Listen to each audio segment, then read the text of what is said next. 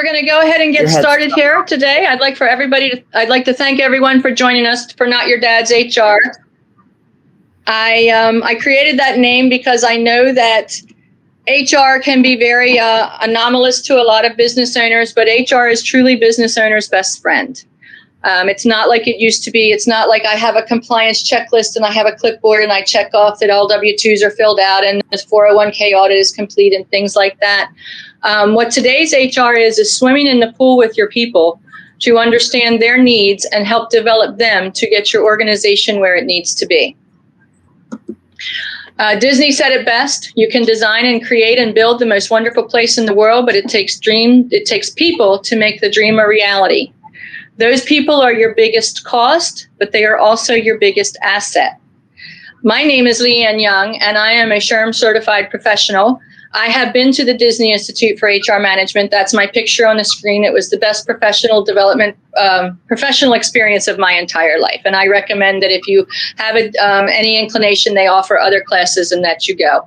I'm also Myers-Briggs Test Indicator certified. I am HRIS certified in an ABRA software that was bought by Peachtree. I have 25 years experience and I've helped thousands of employees and many, many companies get their organization to the next level through their people, not in spite of their people. So how HR has changed. We are so much more of a strategic partner now than ever before post-COVID. People are your biggest driving force, and whether you've been impacted because your employees are working from home or whether you never closed because you are in a service industry or anything else, HR has the tools and equipment, or should have the tools and equipment, to help you manage yourself through these processes. And like I just said, HR is not just compliance. The HR department must focus on your people. We can help you with hiring for fit instead of hiring warm bodies to reduce turnover. We keep you in the know with your people.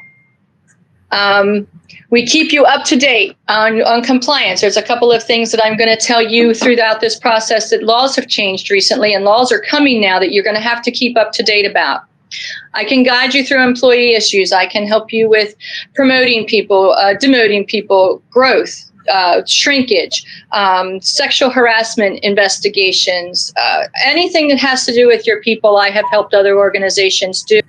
And like I said, we need to keep you profitable through your employees. And if your HR department or you're not capable of doing this, you should reconsider your HR department. I read an article recently that 60% of all CEOs and leadership believe that their HR department isn't doing what they should.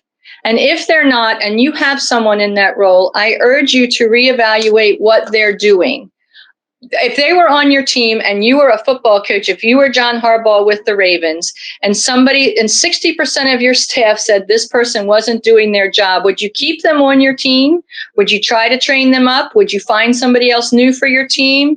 I don't know what the answer for you particularly is, but I'm promising you that great HR can change your organization for the better, and leadership and the design of human resources actually has been changing, especially through this COVID period. So when you think of your people, I ask this one really simple question. What is the one thing all of your employees have in common? And I've rarely gotten this answer right, but I will tell them that it is that you pay them. They can be married, they can be divorced, they can have children, they can be a man, they can be a woman. They're so diversified. Their upbringings are different. Some people grew up in a city, some people grew up in the country. But the only thing that brings them together that they have in common on a daily basis is the fact that you pay them. So if that's the only driving force, what you have is a gathering of strangers in your offices. So my question now to business leaders is what are you doing with them? Because without you getting them together, assessing their skills, watching what they do, watching how they interact, how they converse with your customers, how they converse with your vendors, all of this stuff goes into that. And just because on my resume I said I had excellent customer service skills and I was great at this, doesn't mean that if you're not looking at what I'm doing, I'm actually doing a great job at it. So as leadership of organizations, it is your responsibility to make sure that you are paying attention to what they're doing. And like the great John Wooden said, don't mistake don't mistake, and it just went out of my head, I apologize. Don't mistake activity for achievement. So just because your people look like they're busy doesn't mean that they're actually achieving your business goals. There's a huge difference and a huge gap between those two things that can prevent your business from being successful. So in HR, we start with the basics. The basics for any company. Do you have a handbook? These are the rules and regulations of your organization. These are what you live and die by. This is what, if you get sued by an employee, what will protect you. The handbook, and I show the pirate thing because when pirate ships used to form, they used to get all of the team members together and they would create their charter. And what it was they would outline the roles and responsibilities of each person on the team, who was in charge and how that would go. And then they actually provided workers' comp for the people on that ship. If you were injured doing something that was affiliated with being on that ship or being in a part of a program that was on the shore doing something, they actually decided how much they were going to pay you if you got injured. So even that long ago, pirates saw it necessary to write all of this stuff down and to relay it to their employees. Another basic is a job description. And I know people say, sure, I have it. It's, when I run my ads, I tell people that's what I want. But job descriptions are truly living documents. If you hire me and then in a year you promote me, but you don't change my job title, but you give me more responsibility, are you incorporating that into the job description so that when I get my next review, you know exactly what I'm doing? Are you posting these jobs correctly when you're posting them? Because you could be leaving out a bunch of duties. It's like I'll give you an example. If you would post an HR position and then you didn't tell me that it included payroll, that I had to do payroll. Well, I personally hate payroll. Would I have applied to that job if I knew I was going to do payroll? The only perk I see with payroll is if I'm on the payroll, I get the check.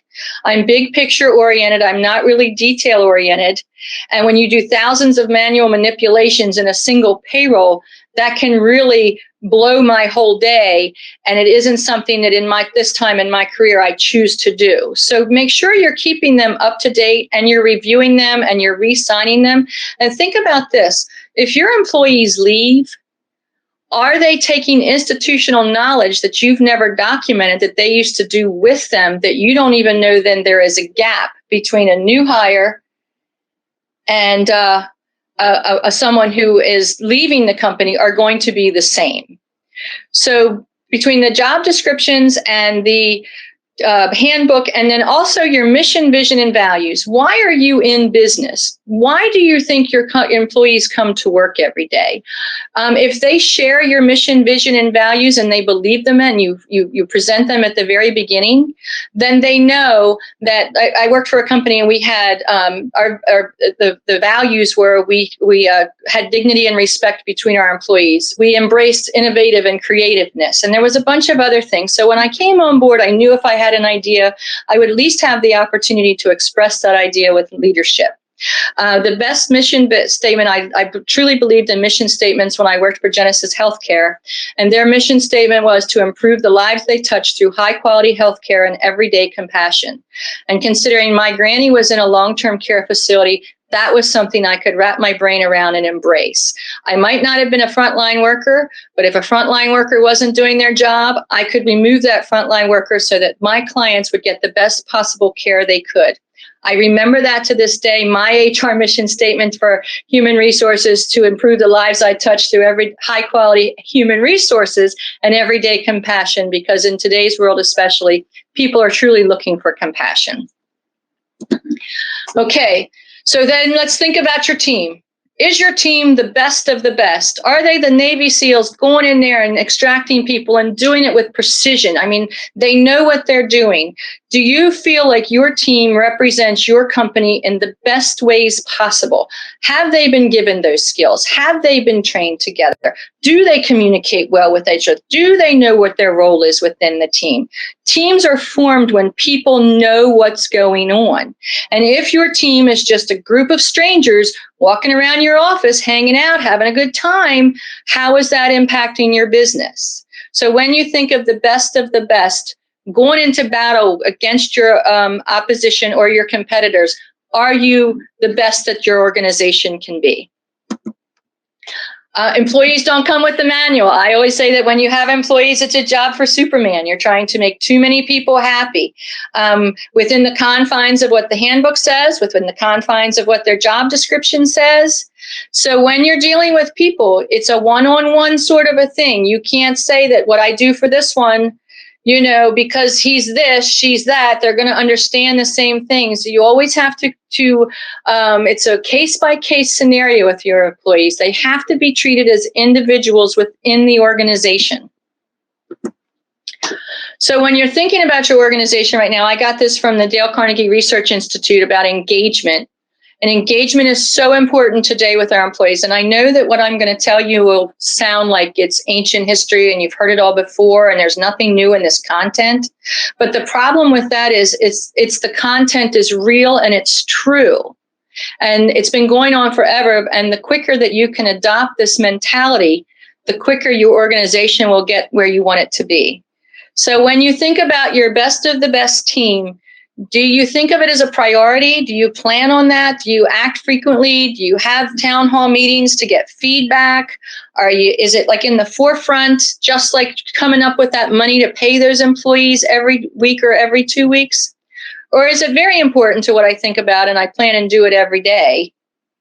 Is it a priority, but I act on it occasionally when a 911 comes and this one's acting up and this one's not getting along and that one quit? Is it a low priority and you don't act on it because your employees will be seeing that as well? Or you don't even think about it and it's not a real priority? In these 106-degree days that we're having, air conditioning is a priority. When you have more than 2 employees in a room and there's going to be confusion and conflict eventually, you need to think about that as an employee, as a priority, and act on that accordingly because it eventually will happen. And how you will handle that will determine how successful your business will ultimately be. What drives employee engagement? Relationships with their coworkers. Do you have coworkers that are in cliques, that they don't get along with this person or this person's different, so they don't like that person, right? Contribution. I have someone sitting here with me and she thinks that's funny. And it is funny because it's true. It's absolutely true. And your high performers want you to eliminate that drama. They want to come in, they want to do their job, they want to have a great day so they can go home and have a fabulous life. They didn't sign up for the drama that you can eliminate based on your mission, vision, and values, your job description, and your handbook. Is their contribution to the organization's business goals worthwhile? Have you told them, you know what, that little change you made on that email made a 5% difference in our sales this month? Is there meaningfulness in their jobs? I don't like accounting. I'm not a numbers aren't my friend kind of guy, person or girl, but by the same token, what they contribute to the business keeps you on track financially to get the job done. So it's the meaningfulness to them about the job. Are they being heard by leaders? Are you a leader who says, hey, I sat in this webinar and I heard this great presentation and they said that I should listen to you more. So here's how we're going to do that. Or are you a leader that gets their team together and says, you know what?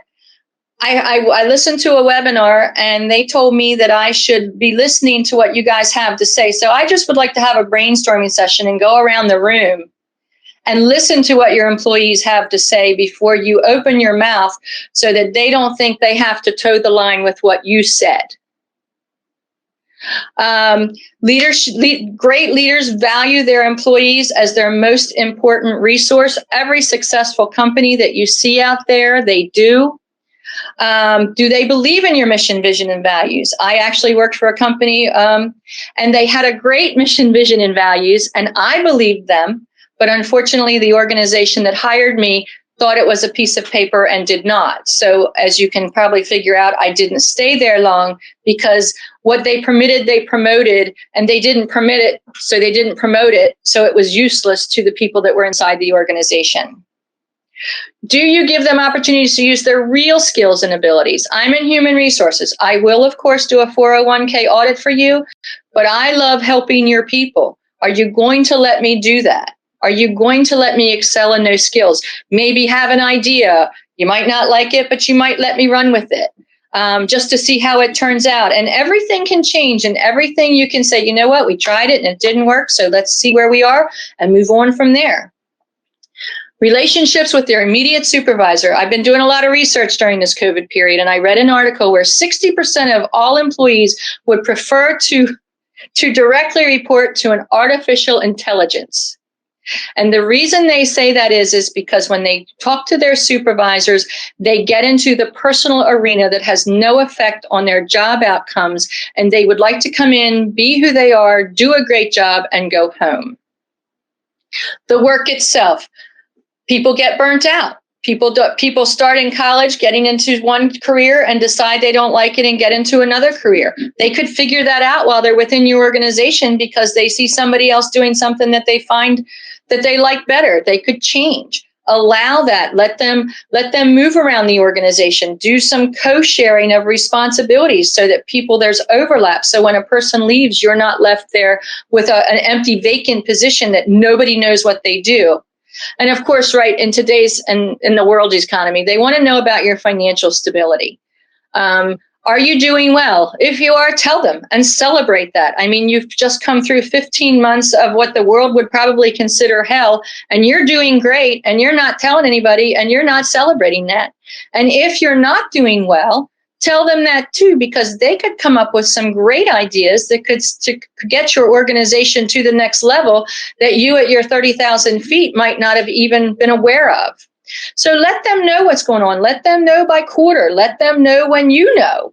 Keep them in the loop. That's called transparency, and that's what people are looking for.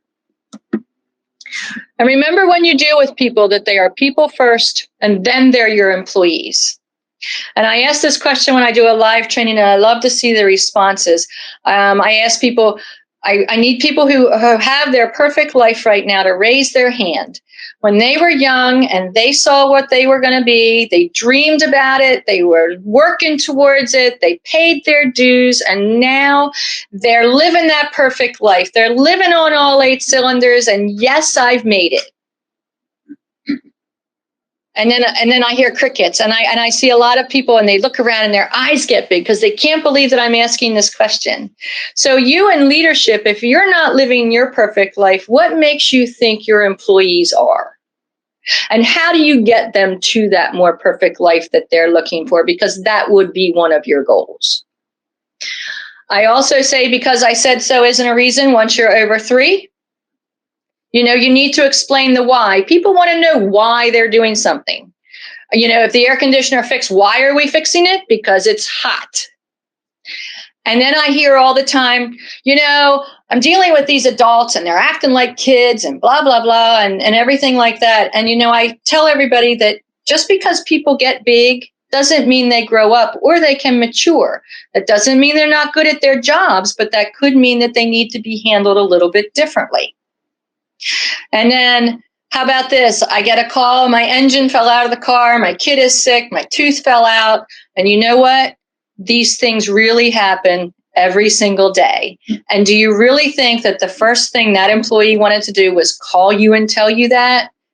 No, they're already having a bad day. Now, if it's routine and the engine falls out of the car every week, that could go back to the handbook and you could start asking questions and taking care of stuff like that. But accidents and crap happens every day, and give your employees the benefit of the doubt. Share what you know. Being a consultant, I'll tell you anything I know. I don't care. It's not proprietary to me. It took me 25 years to gain these skills, because when you share what you know, you're building their confidence. You're making them better at their jobs. You're presenting better with your company, and they respect you for it, and they will always come back and ask you for more, and then you can have those conversations. Respect their time. I worked for a gentleman, and at 4:45, he pulled me into his office and we chatted for 45 minutes, and I was supposed to leave at 5 o'clock. I don't get paid. Well, I was getting paid, but how was he respecting my time when I had things to do when I got off from work? And, a Friday at 5 o'clock is never a great time to say, oh, and I have this project. Right? I need to get that done, because the less you respect their time, the less they're going to respect what you're telling them. And basically, sometimes at 5 o'clock, Some of your people have already checked out. So is that a great time to come up with a brand new idea? And then give them relevant, respectful, and timely feedback. Years ago, I got my review and I thought I was banging it out, doing a great job, having a good time. I liked what I did. I liked the people that I worked for. And in July, I started getting some EEOC cases and I started doing some investigative stuff. And in February, when I got my review, my boss told me that he didn't think that I handled investigations as well as I could. So what do you think would have changed if he'd have told me that 6 months prior to that, when I was in the thick of it? And then maybe giving me some feedback or some places to go to increase those skills. So at the end of that conversation, of course, I wasn't thrilled with my review, but he wasn't really thrilled with me. But I thought I was doing a great thing. So that day didn't really turn out to be one of the best days of my career. So I urge you to give them relevant, respectful, and timely feedback, because you can change their life in the moment. And then 6 months from now, you can establish new goals for them for the next upcoming year. So what do today's employees want? That, from all the articles and the experts that I've read, is a mystery. Everybody wants something different, so there is no one answer. Some people still want to work from home. Some people want to raise. Some people want to retire. So what they want and how you find that out is to say to them, how's everything going? You got everything you need to do your job? Is there anything I can do to help? What are you looking to do? Are you happy? So with co-working, though, you inspect what you expect with respect. When you get your group of people together and you're looking at them, refer to the handbook. I have clients that call me and say, I have this person doing this. What do you think? And I'll say, well, what does the handbook say? You know, your mission, vision, and values, you can do so much with personality and correcting personality with your mission statement. We treat people well. We do this, we do that. Do you have fun? You know, I was working at a company one time and I was in the break room and the head of the finance department came in and I looked at her and I was, it was lunchtime. I said, you having fun? And she said, this is work. There is no fun in work. And I thought, well, I never want to work with you. So are your leaders celebrating and having fun and thinking outside of the box? Are you celebrating? Do you round? I call it taking a tour. If you have people on your site, walk around and say, hi, how's it going? What's going on? Do you have everything you need to get your job done? I hear you went on vacation. How did that go? Get to know them. They want to get to know you. So you have to get to know them. And the best way to do it is to show up where they are. I love this E plus R equals O. It's event plus response equals outcome. If I have a problematic employee, which is the event, and I respond the exact same way every time they do something, what's my outcome? What's the definition of insanity? Doing the same thing and expecting a different outcome. So if you take the event, but you do a different response, it might still not be the correct response, but at least you'll get a different outcome and it might get you closer to your goals. If there's a performance gap with an employee, address it. Be transparent. Allow people to be who they are. And manners still matter. Thank you and please. Holding the door, things like that.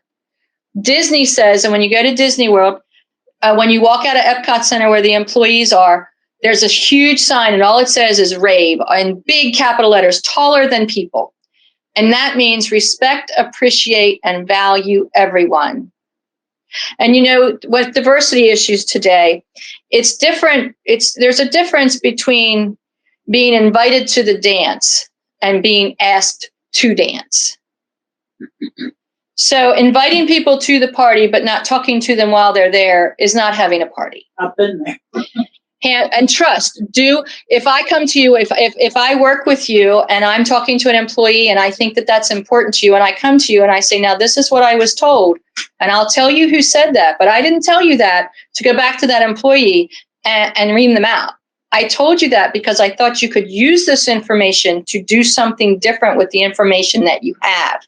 So trust goes both ways between leadership and employees.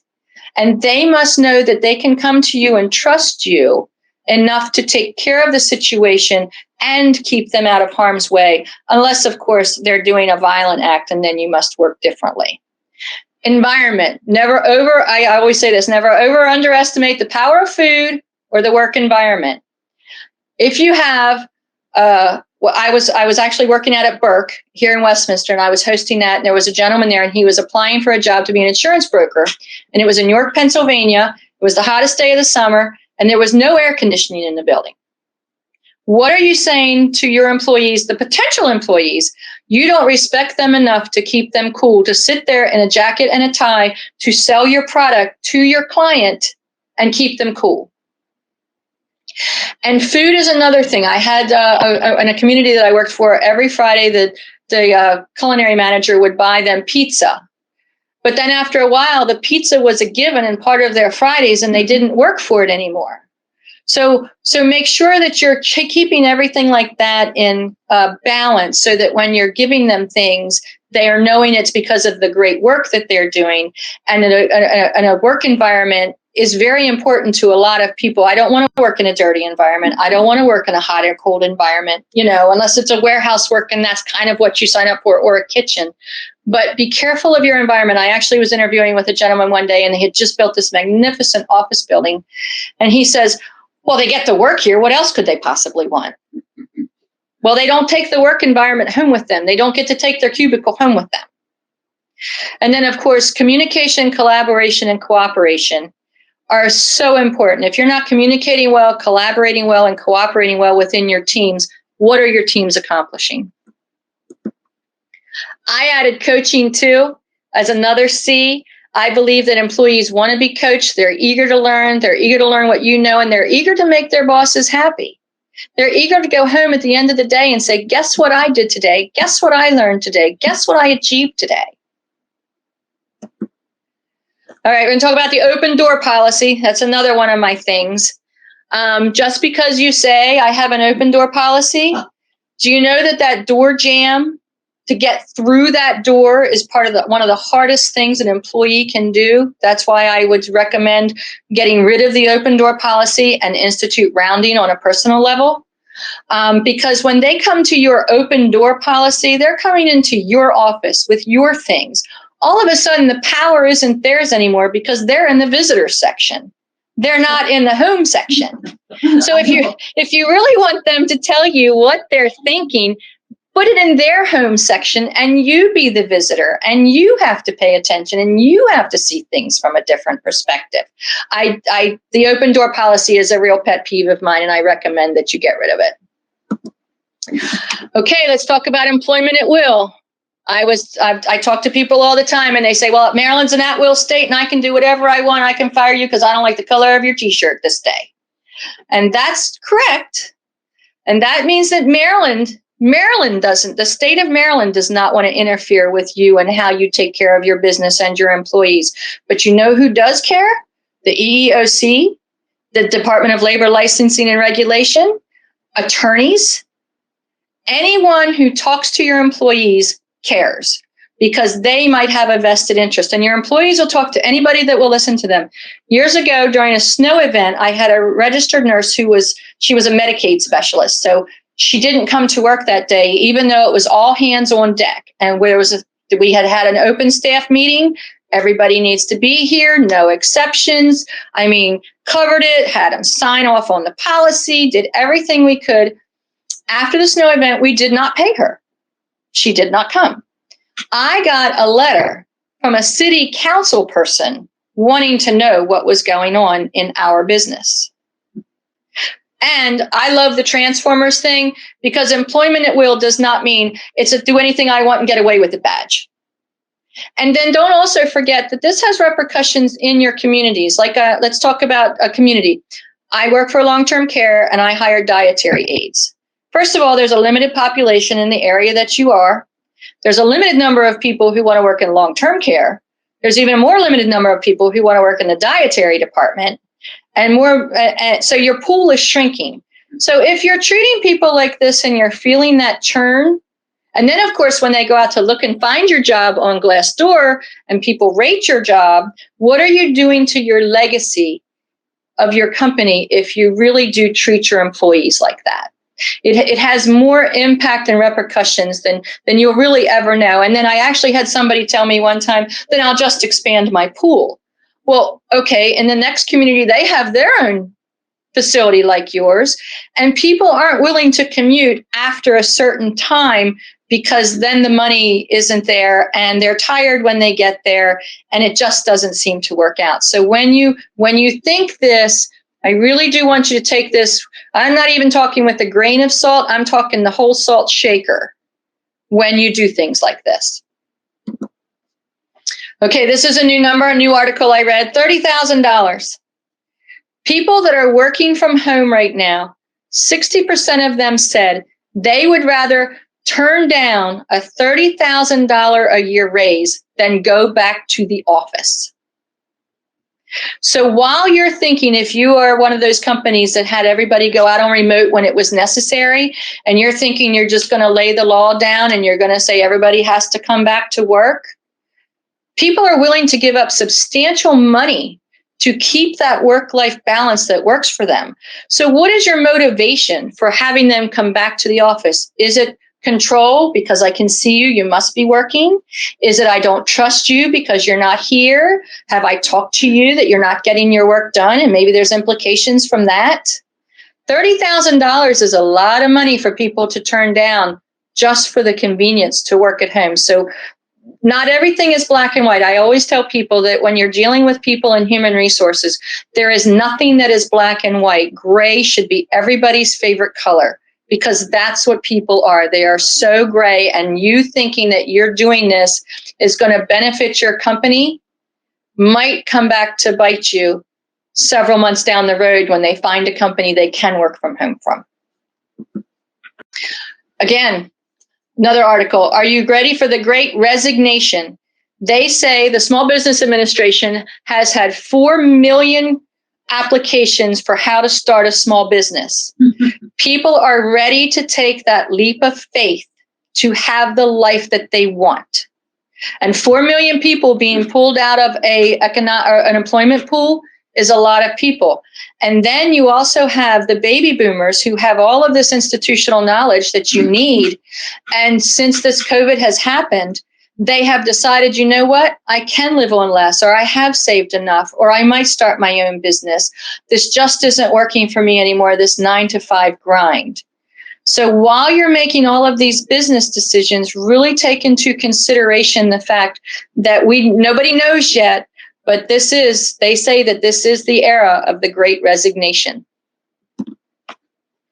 I want to talk to you about your leadership, managing versus leading. Managers manage a process. You might think of it as an assembly line. They just keep the cogs in the wheel growing. Leaders, they are invested in your people. They know who they are. They interact with them. They see what they need to grow and develop. So which is in your organization right now, managers or leaders? Because organizations with strictly managers, they are not going to make it because employees are now expecting so much more from these organizations. And leadership is going to get you to the next level. So if you're preparing your today leaders for even greater leadership skills, you'll be ahead of the 8 ball when all of this does happen. Micromanagement. A lot of the webinars that I listen to, since they're not working from home, now they feel like they're being micromanaged. Micromanagement implies that you don't trust me. Micromanagement makes me feel like I'm not doing my job. Micromanagement feels like I might just have to pull away because you're not giving me the authority to do my job and the tool and laying out my expectations to succeed even more. So if you know that there is a micromanager on your team and you're not dealing with them, you're going to deal with that situation eventually in different and not so pleasant ways. Soft skills are huge right now. When you're doing your interviews, are you asking your candidates, what kind of soft skills do you have? I actually pulled this off of the web and I put this in front of them and I'll say to them during the interview process, pick a couple of these that you think that you're great at and let's talk about that. And then they have to give you examples. They can say, oh, well, I'm great at Personally, I'm great at coaching and mentoring. I love to coach and mentor. I love epiphany moments when I see the light bulb go off on the people's heads and they get it, and they're excited again. And then what you do is you say, tell me a couple of these soft skills that you think you need improvement in. Personally, organization, I'm getting really better at it, but it hasn't built in one of my skill sets. So if I tell you this during an interview, that shouldn't disqualify me for the role if I have the skills.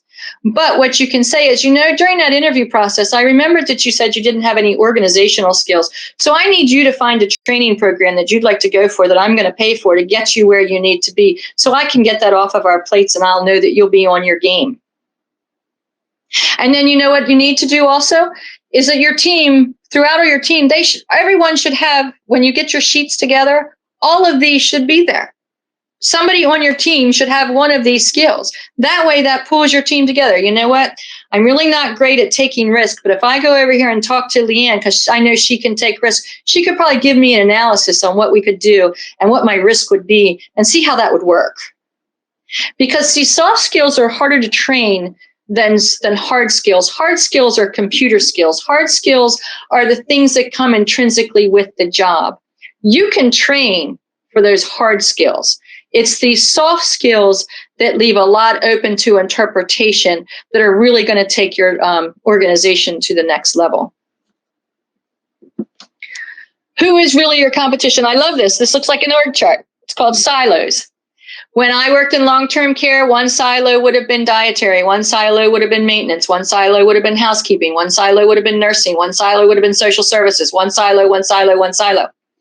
But if you work in an organization where nursing doesn't talk to dietary, but your patients still need to be fed and they've got special meal requirements, how are they getting that combination through?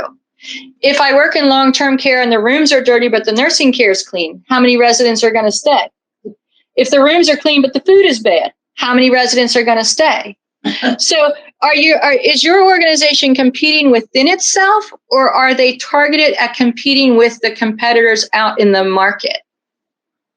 If accounting doesn't talk to marketing, that's a problem, because how does marketing know how much it can spend? And how does then accounting know that marketing's doing a great job because we just got these 5 clients? So if you have a silo mentality in your organization, my recommendation to you would be to figure out how to tear those walls down. And you are now working as one company and not a company with all of the silos competing against each other underneath. Turnover. We've talked about turnover, why people leave. I have people that don't believe that turnover costs a lot of money. I have people that believe, SHRM, for example, the Society for Human Resource Management, SHRM believes that it can take turnover costs whatever that person's annual salary is a year to get someone else, once somebody decides to resign, to get somebody else in the door, get that knowledge to them, and then the ramping up to get them to the skill level of the person that left in the first place. So are you analyzing your turnover? Do you know what your turnover numbers are? Do you have good and bad turnover?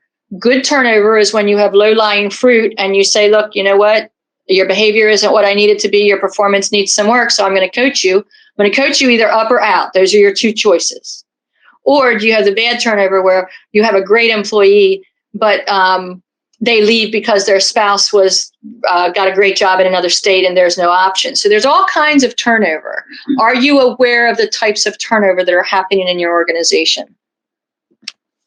And causes of employee turnover, I used to say people would leave you for a quarter, more money. Today, even the service industries, did you see the Wendy's? They're giving $500 signing bonuses to come and work at Wendy's.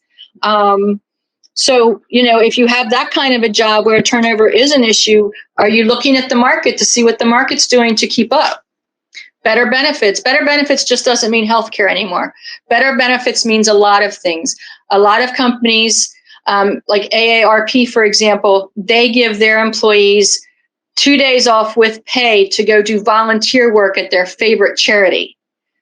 So I have a friend of mine who works there, and she goes and does stuff for the Santa organization. She either wraps presents, distributes presents. She has a fabulous day. She comes back into the office. She's re-energized. She says, I work for AARP. They're letting me do this. So when you think benefits, think outside the box. Tuition, paying for some of their college tuition if they stay for a certain amount of time.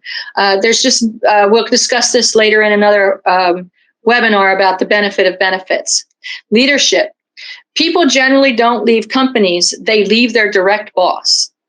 So if you have a lot of turnover in a specific department, look at that leader and not at what the organization is doing. More opportunities to progress in their career. 60% of today's employees will leave you if you do not provide them with opportunities for advancement, if you don't send them to that class, if you don't upskill them on how to use Excel or Publisher or things like that. Lack of feedback. You don't talk to me, I'm a star, man. So I'm, but if you don't give me that praise, then I'm out of here because I need that. People need that. Well, think about this. If you've ever had children, what's the very first thing you ask those children when they come home from school? How was your day? When you come home and you have a spouse, how was your day? People want to know how it's going. Increase flexibility. You know what? Working 9 to 5 might not work for me, but working 6 to 2 could. They escape that toxic, ineffective manager or workplace. If you're allowing these cliques to bully and badger and beat up your own employees, that's a problem. And right now they're leaving from work from home options. The very next thing you can do to think about turnover is to have exit interviews. Once somebody tells you they're leaving, have a conversation with them. Hey, what's going on? I thought, we were getting along great here. Why are you leaving us? And it could be for more money. It could be because they're retiring. Do you know? Do you care? Because if this is your last opportunity to find out how you can get your organization somewhere different if you're monitoring that. We're going to talk about ghosting. I have a client right now, and I'm helping them with interviewing. And she had 8 interviews scheduled on Monday. Now, this was in a retail environment, so that's something else. But, some environments, their jobs aren't as out there. But with retail establishments shrinking, you would think that they would have a greater amount of people wanting to apply. Out of the 8 people that she set up to come in for an interview, after she had reviewed the resumes, reached out to them, confirmed the time, confirmed the place, confirmed the date, out of those 8 interviews, 3 people showed up that day. They must not want a job. That's called ghosting. So then what happens is you get them through the process sometimes, and then you know what? They don't show up for the first day of work. It all sounded great, but something happened. Or what happens is, and this has happened to an ex-colleague of mine, she took the job, wasn't a great interview. If they'd have talked to her at all, they'd have realized that she was a people person and not an Excel person, but they hired her. She walks into her job on the very first day. She's all gussied up, got her best outfit on, wanting to make a great impression, and her office is filthy. She said it was the most disgusting thing she had ever seen. She lasted 4 days and never went back. And one can say, do you blame her? The state of Maryland passed a law in October that said that you cannot ask for salary history when hiring new employees on an application or during a review, that you are required to have a salary range in mind when you are hiring your new hires. So don't do it. Now you can check on the salary histories after you have given them the offer letter. If they seem to be a bit higher, you're just doing that for a matter of purpose. I actually was talking to a gentleman yesterday. I was doing a phone screen for one of my clients, and I said, so what is your salary requirements? And he was like, well, it's close to my home, so I have to take that into consideration. I've been out of the job market, and he's giving me all of these things, and, help them out. I always say to go back and reevaluate what you need to live on. What you need will make you comfortable to live on, because some people will be naturally out of your salary range. But when you come to me with a realistic idea, and if I can meet that, then I know that you're going to come on board, hopefully do a great job and stay.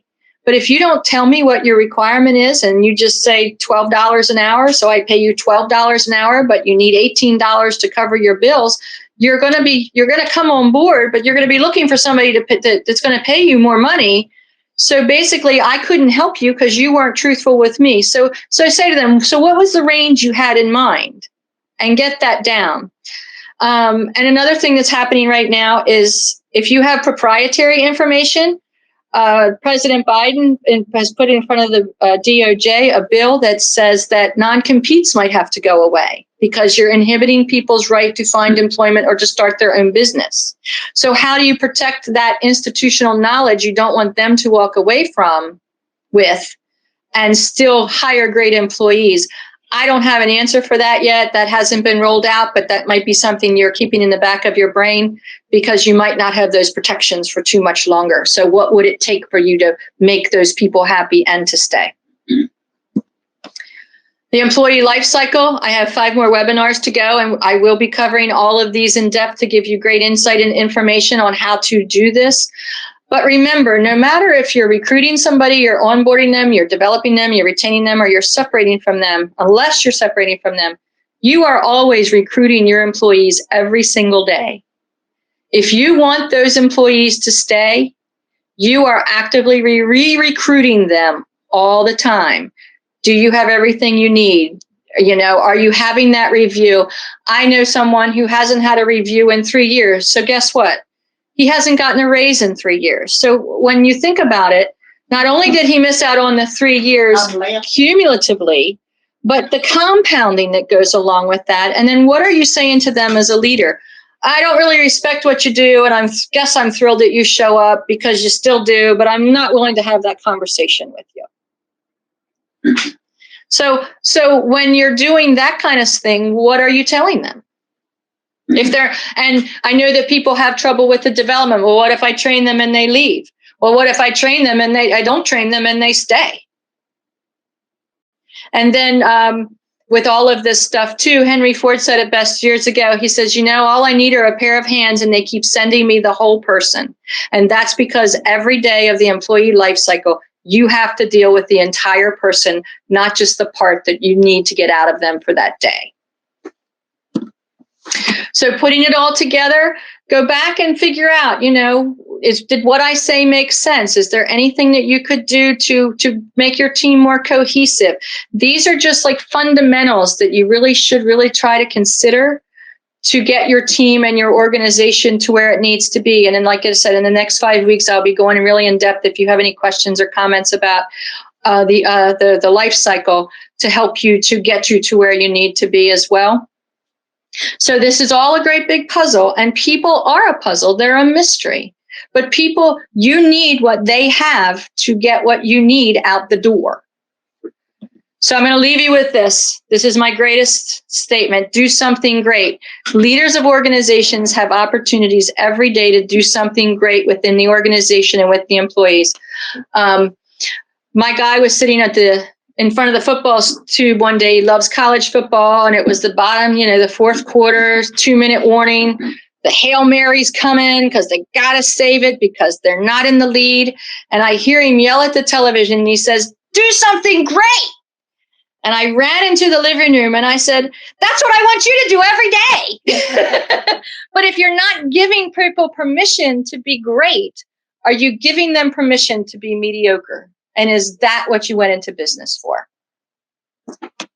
So that ends my presentation. And I'm just curious if anyone has any questions or comments.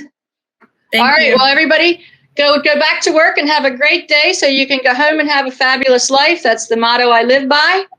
That's the motto your employees should live by. And I think that the world would be a better place if we could do that.